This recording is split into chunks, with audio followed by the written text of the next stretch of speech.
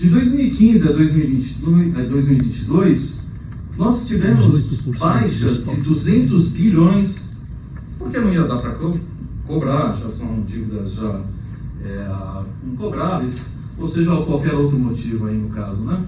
E nesse mesmo período se recuperou 26 bilhões. Ou seja, a coisa é um pouquinho bastante grande em tudo quanto é sentido. Não só no estoque de 382 bilhões, mas também o que está entrando.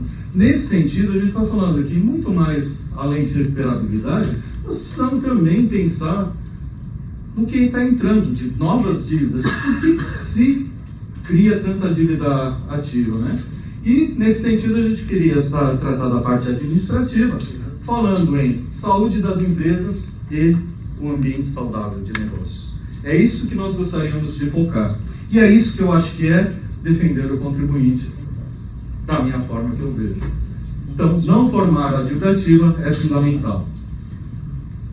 E nesse sentido, aqui nós estamos falando de uma possível extensão da transação tributária, não estamos falando de uma outra coisa, nós estamos falando de complementar a ferramenta de recuperação de crédito, essa transação tributária, seja esse projeto, seja outro projeto que nós sabemos que está em fomento, tanto na Fazenda com a PGE, e outros projetos que ouvimos falar que existem, mas nós estamos falando de complementar, focando nessa formação, em não deixar formar a dívida ativa.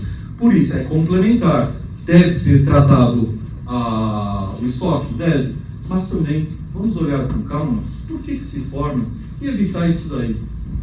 E aí, nesse caso, nessa parte administrativa, olhando no próprio artigo 171, que já foi falado, a lei faculta a transação que importa em determinação de litígio e consequente extinção do crédito tributário.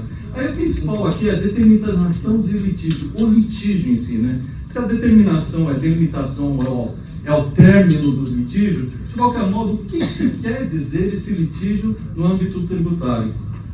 Existem 3 teorias aí que o pessoal tem discutido desde o final do século passado, mas o primeiro, quando a gente fala litígio, no caso que a própria Receita Federal junto com a PGF adotou, seria a instauração do processo administrativo. A partir do momento que há um processo administrativo instaurado, nós falamos que tem um litígio, então os créditos estão passíveis de transação. Uma segunda possibilidade é a pretensão resistida do crédito. Existem várias formas. Quando a gente começa a procurar as informações, nós vemos que existem várias possibilidades. Mas o terceiro também, aí um pouquinho menos aceita, é a constituição definitiva do crédito. No caso aqui, nós estamos pensando num modelo em que, uma vez que exista uma pretensão resistida, ou que o contribuinte claramente manifeste que ele está com uma dificuldade de cumprir com as suas obrigações tributárias, que ele já tem a possibilidade de transacionar. Por que o contribuinte tem que litigar para ter a possibilidade de transacionar? Porque um bom contribuinte ele não pode ter boas condições em detrimento a um mau contribuinte que não honra as suas obrigações tributárias, ele vai ter boas condições de negociações. Nesse sentido, nós fomos olhar em outros países aí da OCDE e outros também, e nós vimos que existem várias possibilidades lá fora. Lá fora também, entre aspas, é um assunto meio novo aí também, a gente está falando de 20 anos, 30 anos, 10 anos em alguns lugares, mas a gente está vendo que existe uma variedade bastante grande de possibilidades, e uma delas é a transação. Mas é muito mais coisa do que simplesmente parcelar, dar desconto, alguma coisa do tipo. O próprio IRS americano, existem várias possibilidades, moratório, seja, como se diz, abatimentos, seja como se diz, parcelamentos com parcelas, como se diz, não constantes. Existem várias formas. E dentro desse contexto, olhando que vocês aqui do Codecom falaram também, falando, olha, por que não podemos olhar o programa nos conformes? Porque nós não podemos olhar isso aqui de uma forma operacional, olhando para contribuintes, não para não contribuintes, defender os contribuintes e, quando um contribuinte precisar do Estado, por que não oferecer as condições? E aí, nesse sentido, quando eu falo isso, nós precisamos separar o que é o bom contribuinte e o que é o mau contribuinte. Isso é uma tarefa bastante complicada? Mas temos um começo bastante bom, que esse mesmo grupo aqui já considerou como sendo um bom começo, que é o programa Nos Conformes. Além disso, olhando para dentro da casa da Cefaz, que eu sou da Cefaz, nós vemos que tem alguns grupos que fazem acompanhamento tempestivo dos contribuintes, que fazem trabalhos de malha, que fazem uma cobrança administrativa utilizando todas as ferramentas hoje disponíveis. E é nesse ponto que entraria a transação tributária, de mais uma ferramenta para que contribuintes consigam manter as suas obrigações tributárias. E nesse sentido, nós estamos falando aqui de dois mundos um pouquinho diferentes, mas um pouquinho complementares também. Hoje nós estamos falando do estoque, daquelas dívidas que, entre aspas, a palavra principal é recuperabilidade, recuperar créditos, que olhamos bastante para a litigiosidade também, quanto custa isso aí e tudo mais também. Mas, por outro lado, nós estamos falando por que nós não podemos, então, pensar em facilitar a vida do contribuinte quando ele tem um histórico muito favorável, ou ele quer efetivamente, ele demonstra a vontade de liquidar com seus créditos.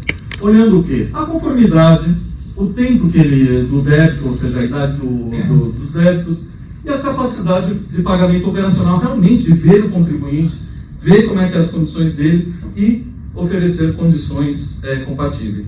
Desculpa, já estou acabando. E aí vamos falar de capacidade operacional de pagamento. Quando estive lá em Ribeirão Preto, por exemplo, lá existe um bom grupo, né, Pacheco, que trabalha lá com a cobrança. Hoje mudou um pouquinho as coisas, mas eu acompanhei esse grupo e esse grupo realmente olhava para o contribuinte, olhava para a capacidade operacional de pagamento dele.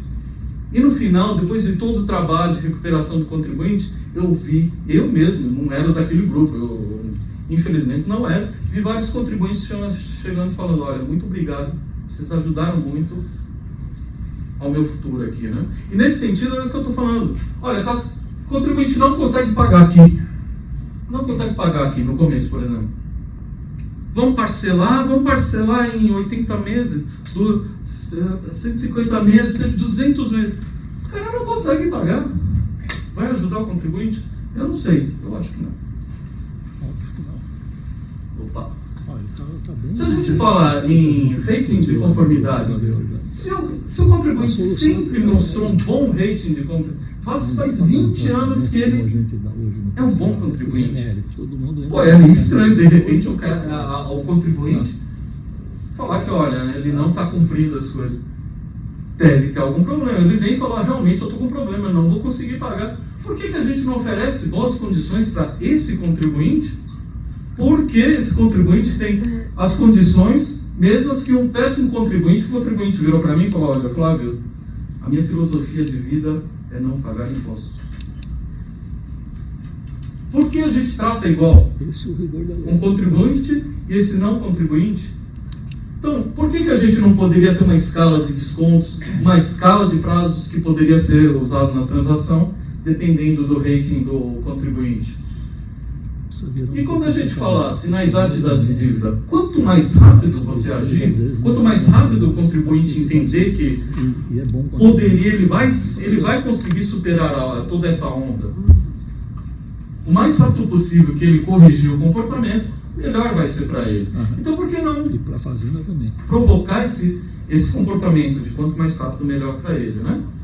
E é nesse sentido que fizemos um trabalho aqui onde nós estamos analisando como identificar um bom contribuinte e como ajudá-lo a cumprir suas obrigações, sendo que um dos pontos principais é o tempo, porque prejudica ele mesmo. Se passar 2 anos esquecendo tributos, não sei o que, aquilo lá vai virar uma normalidade para o contribuinte. Depois, tentar pagar esses 2 anos, ai meu Deus, eu acho que vai complicar bastante, né? E para o fisco também, a gente está aqui hoje discutindo tudo isso, por quê? Porque existe isso. E se não existisse isso, é um tempo perdido bastante grande, então, para a gente, para o fisco também, né? Nesse sentido, para bons contribuintes, teve problema, foco na transação tributária administrativa, nas operações mesmo, naquilo lá que está gerando os débitos, num bom trabalho da Cefaz com a PGE.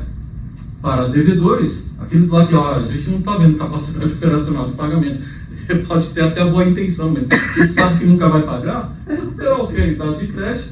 E para os operadores de má-fé, eu espero que a Ana Paula aí, né?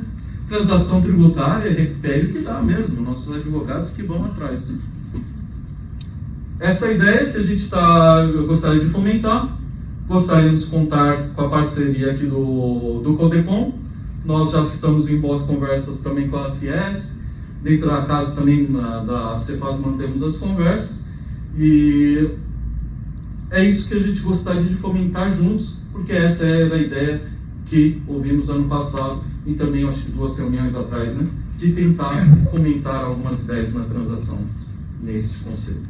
Muito obrigado. Mais uma vez.